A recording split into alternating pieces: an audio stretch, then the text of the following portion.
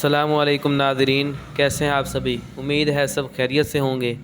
आज की इस वीडियो को बनाने का मकसद यूट्यूब की एक न्यू अपडेट आई है। बहुत से भाई कमेंट करके पूछ रहे थे या बहुत से भाई ने कॉल भी की हैं कि यूट्यूब की तरफ से ये जो आपकी मतलब कि जुमा जो अपलोड किया है 22 तारीख का, उसमें इंग्लिश में ट्रांसलेट हो रहा है। तो ये अपडेट आई है यूट्यूब की, तो ना ये अक्सर चैनल पर उन्होंने लागू कर दी है।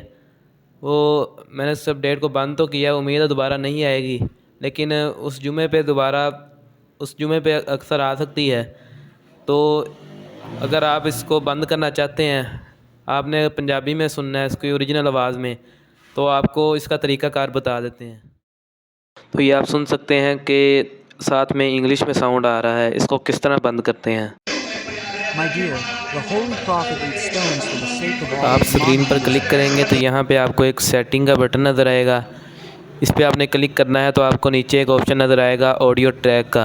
इस पर आपने क्लिक करना है तो आपको पंजाबी ओरिजिनल नज़र आएगा।